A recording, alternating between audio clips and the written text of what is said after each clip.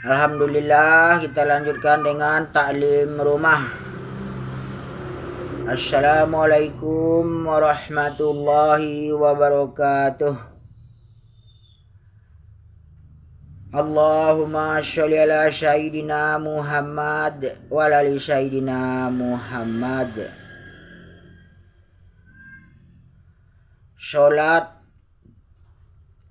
Bab sholat, hadis Nabi sallallahu alaihi wasallam. Diriwayatkan dari Utsman radhiyallahu anhu bahwa ia mendengar Rasulullah sallallahu alaihi wasallam bersabda, Tidak seorang muslim yang apabila tiba waktu sholat fardu lalu ia berwudu dan menyempurnakan wuduknya, khusyuknya dan juga rukuknya, melainkan hal itu menjadi kifarat atau penghapus dosa-dosanya yang lalu selama ia tidak melakukan dosa besar. Demikian itu berlaku sepanjang masa. Hadis riwayat Muslim. Bab keutamaan wudu, Sahih Muslim.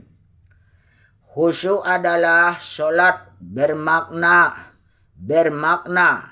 kolbunya dipenuhi dengan kebesaran dan keagungan Allah, dan anggota-anggota badannya berada dalam keadaan tenang.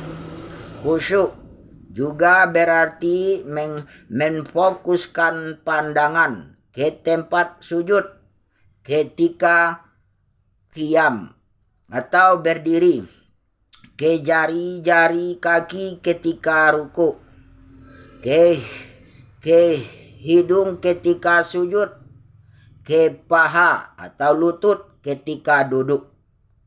Bayanul Quran dan Syarhud Sunnah Abu Dawud oleh Allah Ma'aini. Diriwayatkan dari Zaid bin Khalid Al-Juhani radhiyallahu anhu bahwa sesungguhnya Nabi sallallahu alaihi wasallam bersabda, barang siapa berwudu dan menyempurnakan wuduknya, kemudian mengerjakan sholat 2 rakaat, sedang ia tidak melakukan suatu kelalaian dalam sholatnya, maka diampuni dosa-dosanya yang lalu. Hadis riwayat Abu Dawud. Bab makruh waswas. Diriwayatkan dari Uqbah bin Amir Al-Juhani radhiyallahu anhu bahwa Nabi sallallahu alaihi wasallam bersabda, tidaklah seorang muslim yang berwudu dan menyempurnakan wudunya, kemudian berdiri dalam sholatnya, dan ia mengetahui, memahami apa yang ia ucapkan, melainkan ia keluar terbebas dari dosa-dosa seperti baru dilahirkan oleh ibunya, tanpa membawa satu dosa pun. Hadis riwayat Hakim. Katanya ini hadis sahih. Padanya terdapat beberapa jalan dari Abu Ishaq, tetapi keduanya Bukhari Muslim tidak mengeluarkan hadis ini, sedangkan Az-Zabhabi menyepakatinya. Diriwayatkan dari Humran, seorang hamba yang telah dibebaskan oleh Utsman radhiyallahu anhu, menceritakan bahwa Utsman bin Affan radhiyallahu anhu pernah meminta air untuk wudu, lalu ia pun berwudu. Ia membasuh kedua telapak tangannya 3 kali, kemudian berkumur-kumur dan menghirup air dengan hidungnya. Kemudian membasuh mukanya 3 kali, kemudian membasuh lengan kanannya sampai siku 3 kali, dan membasuh lengan kirinya seperti itu juga. Kemudian mengusap kepalanya dengan telapak tangannya yang telah dibasuhi. Kemudian membasuh kaki kanannya hingga kedua mata kaki 3 kali, dan membasuh kaki kirinya seperti itu juga. Setelah itu ia berkata, aku telah melihat Rasulullah sallallahu alaihi wasallam berwudu seperti wuduku ini. Kemudian Rasulullah sallallahu alaihi wasallam bersabda, barang siapa yang berwudu seperti wuduku ini, kemudian berdiri dan mengerjakan sholat 2 rakaat, dan ia tidak memikirkan sesuatu dalam hatinya selama sholat, maka diampuni dosa-dosanya yang telah lalu. Ibnu Syuhab rahmatullah alaih berkata, para ulama kami mengatakan bahwa inilah wudhu yang paling sempurna yang mesti dilakukan oleh seseorang untuk sholatnya. Hadis riwayat Muslim, bab sifat wudhu dalam dan kesempurnaannya, hadis nomor 538. Diriwayatkan dari Abu Darda radhiyallahu anhu bahwa ia mendengar Rasulullah sallallahu alaihi wasallam bersabda, barang siapa berwudu dan menyempurnakan wudunya, kemudian berdiri dan mengerjakan sholat 2 rakaat atau 4 rakaat, syahal atau salah seorang perawi ragu-ragu apakah 2 atau 4 rakaat, dan ia menyempurnakan ruku dan juga kekhusyuannya, merendahkan diri dan penuh rasa takut kepada Allah, kemudian berdoa meminta ampun kepada Allah, niscaya dia akan diampuni. Hadis riwayat Ahmad dan isnadnya Hasan Majma'uz Zawaid.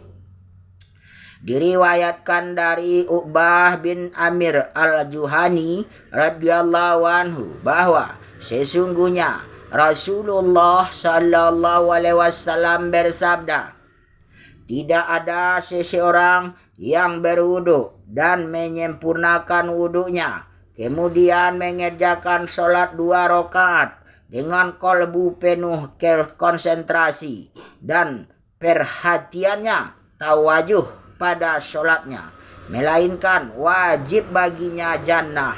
Hadis riwayat Abu Daud, bab makruh waswas, hadis nomor 906.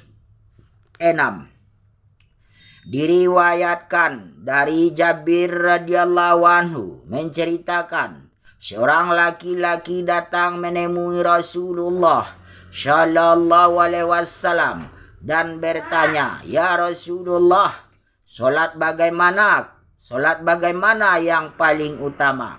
Beliau sallallahu alaihi wasallam menjawab, solat yang panjang kunutnya. Ibnu Hibban berkata, pentakik isnadnya sahih. Maksud panjang kunutnya, kunut di sini adalah solat yang lama berdirinya. Majma'ul Biharil Anwar. Diriwayatkan dari Muhirah radhiyallahu anhu menceritakan, Nabi sallallahu alaihi wasallam berdiri dalam solat sangat lama sehingga kedua telapak kaki beliau menjadi bengkak. Dikatakan kepada beliau, Allah Subhanahu wa taala telah mengampuni dosa-dosa engkau, baik yang lalu maupun yang akan datang. Tapi mengapa engkau begitu bersusah payah beribadah? Baginda Rasulullah sallallahu alaihi wasallam bersabda, tidakkah aku menjadi hamba Allah yang selalu bersyukur? Hadis riwayat Bukhari, bab firman Allah supaya Allah mengampuni dosa-dosamu yang telah lalu. Diriwayatkan dari Ammar bin Yasir radhiyallahu anhu bahwa ia mendengar Rasulullah sallallahu alaihi wasallam bersabda, sesungguhnya ketika seseorang beranjak dari tempat sholatnya setelah selesai sholat, maka tidak dicatat baginya pahala sholatnya kecuali 1/10, 1/9, 1/8, 1/7, 1/6, 1/5, 1/4, 1/3 atau setengahnya. Hadis riwayat Abu Daud, bab hal-hal yang mengurangi sholat. Hadis nomor 796. Hadis ini menjelaskan bahwa semakin ikhlas dan khusyuk sholatnya, semakin besar pahalanya. Badzlul Majhud.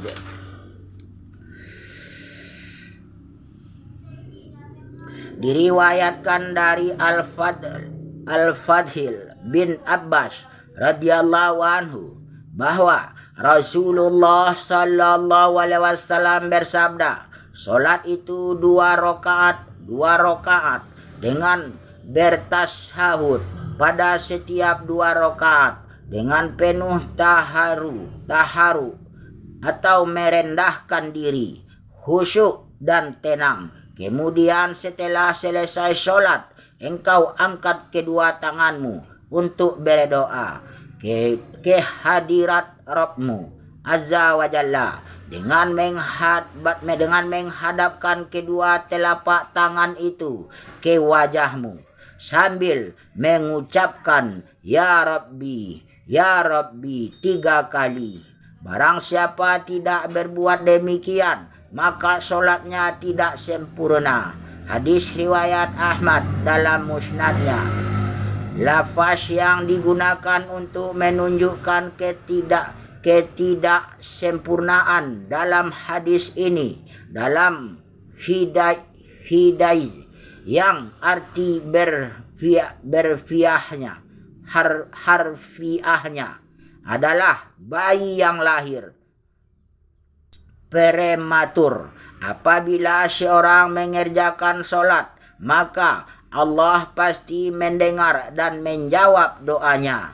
Jika ia tidak memperoleh peluang untuk memperbaiki dan membetulkan sholatnya, maka tidak diragukan bahwa sholatnya tidak sempurna, tidak mendapat pahala yang sempurna.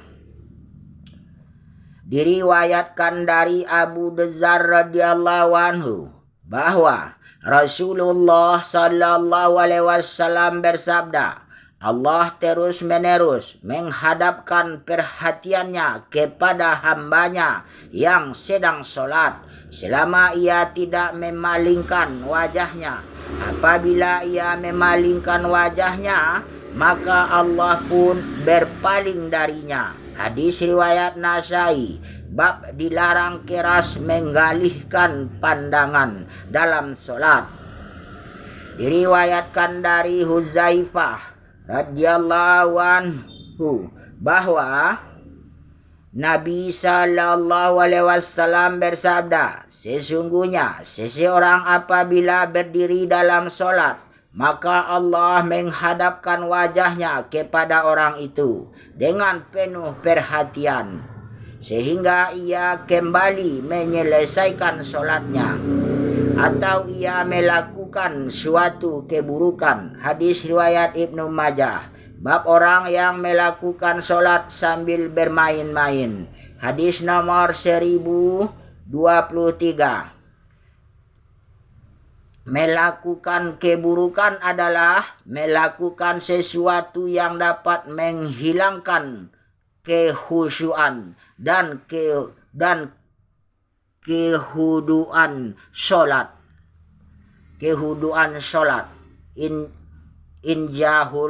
Injahul hajjah. Diriwayatkan dari Abu Dzar radhiyallahu anhu bahwa Nabi sallallahu alaihi wasallam bersabda, apabila seseorang di antara kamu berdiri dalam solat, maka janganlah meratakan batu.